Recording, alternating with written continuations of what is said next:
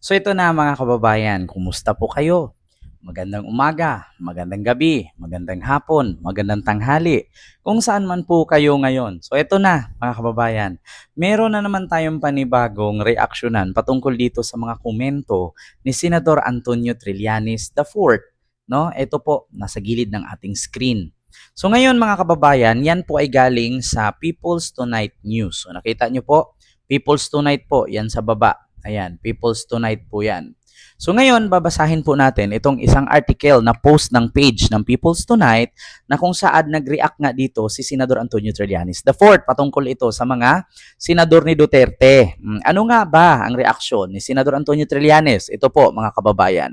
Itong mga Duterte senators na ito, si Bongo, si Bato, si Robin, si Aimee, si Marcoleta, sila yung sulid na sulid, kahit na siguro mapanood nila sa video na si Sara talaga siya mismo or mismong si Sara yung bumaril at pumatay ng isang tao, ia-accuse pa rin nila yan.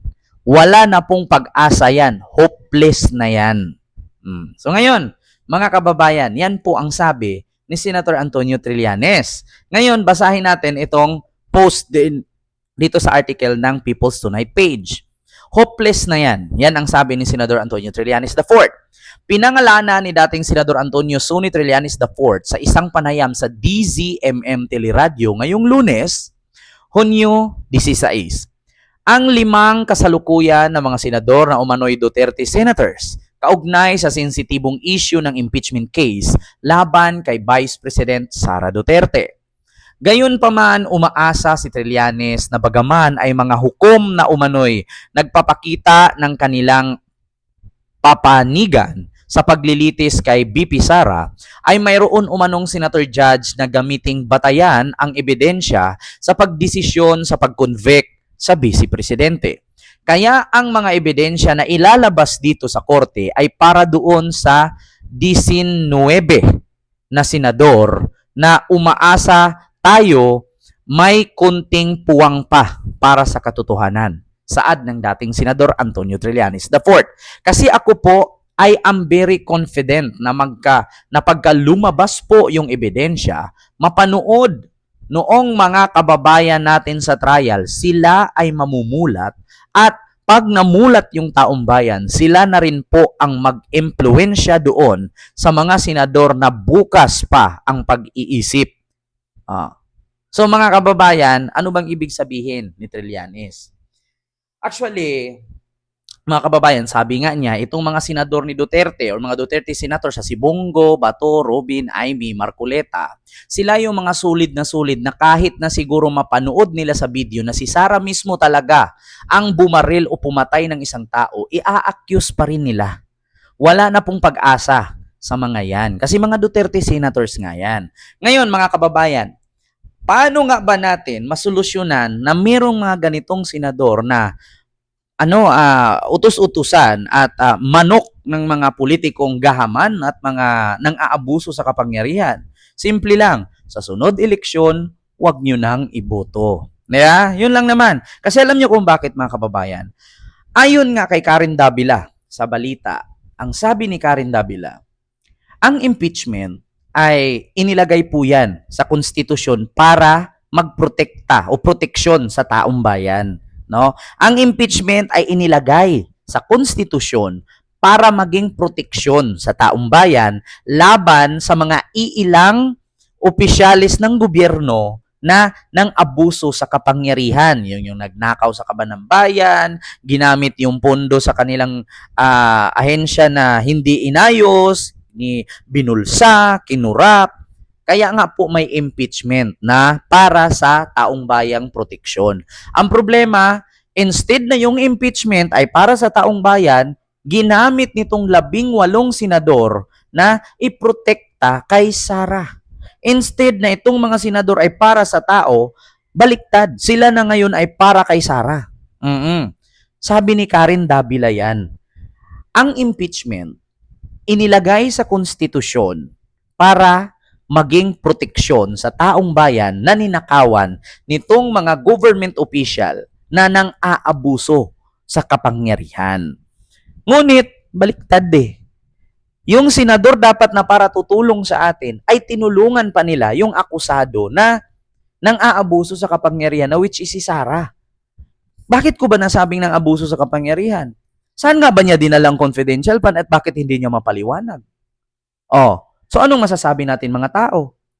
Kung si Sara nga, nasabihan nila si PBBM na adik, nasabihan nilang bangag, nasabihan nilang nagko-cocaine, na hindi naman sila nakapagpakita ng proof. So, tayo pa kaya walang karapatan magsabing ninakaw at kinurap ni Sara ang confidential fund na which is aminado naman siya na siya si Sara at which is hindi niya masagot kung saan niya dinala at which is ginamitan pa niya ng mga peking pangalan na hindi rehistrado at hindi makikita na may mga record sa Philippine Statistic Authority or PSA. Walang marriage contract, death certificate, and birth certificate. Walang ganun. Di ba? Kaya, ayon na kay Senador Antonio Trillanes IV, hopeless na, mga kababayan, hopeless na itong mga Duterte senators. Wala kang maaasahan dyan. Tanggapin na natin, Bongo, Bato, Marcoleta, Robin, Aimee, hopeless na yang mga yan. Ngayon, alam naman po natin taong bayan, kasi tayo naman po ang nagtalaga dyan. Ako hindi, ako kasali sa pagtalaga dyan, kaya hindi man ako bumoto sa mga yan. Problema na po ng mga bumoto. Kaya ngayon, kayong mga bumoto dyan sa mga senador na yan, alam nyo na sa sunod eleksyon kung iboto nyo pa ba at hindi. Mga DDS, makinig po kayo sa akin. Ako bilang isang vlogger, content creator, at political blogger. Pero lang akong sasabihin sa inyo. Kung si Sara ay para sa tao, kung ang tao ay para kay Sara, maitanong ko kayo, mga DDS, tanungin ko kayo, saan banda para masabi mong si Sara ay para sa tao? Anong nagawa ni Sara sa tao? Nakabutihan na, hindi yung kabulastugan. Magbigay kayo ng isang example o halimbawa na may ginawa si Sara na para sa atin. Hindi natin pwedeng gawing rason yung libro. Bakit? Ang libro na proyekto ni Sara, kapag nabasa ng bulag yan, nagkakaroon ba ng mata? Hindi. Kapag nabasa ba ng mga senior citizen yan na nangangailangan ng maintenance sa pang-araw-araw nilang buhay, nagkakaroon ba sila ng maintenance pag nabasa nila? Hindi. Kapag ang libro na proyekto ni Sara bilang Vice President ng Pilipinas sa kasalukuyan, kapag nabasa ba ng mga batang yagit yan na nakatira sa lansangan at walang mga bahay, magkaroon ba sila ng pabahay? Makakain ba sila?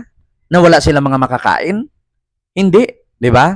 Ngayon, tanungin ko kayo mga DDS, paano nyo nasabi na si Sara ay maging presidente sa 2028 kung wala nga siyang ginawa? Anong basihan mo para gawin mo siyang presidente sa 2028 presidential election? Di ba? Example ulit. Buko dito, bigyan ko pa kayo ng example. Kapag ikaw ba nagtrabaho sa isang fast food chain, paano ka ma-promote kung hindi mo pinag-aralan yung lahat ng gagawin sa naturang fast food chain?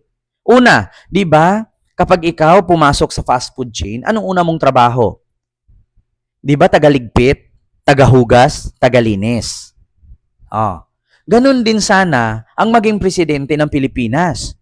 Kailangan mag-umpisa sa baba bago dumiretso sa taas. At kailangan meron kang napatunayan at meron kang maipakita na karapat-dapat ka. Paano ka iboto ng taong bayan kung sila nga mismo walang nakita na may ginawa ka maganda? Lahat ng ginawa puro kurap. Puro pangungurakot, pambubulsa ng pera. Gasta dito, gasta doon, lipa dito, lipa doon.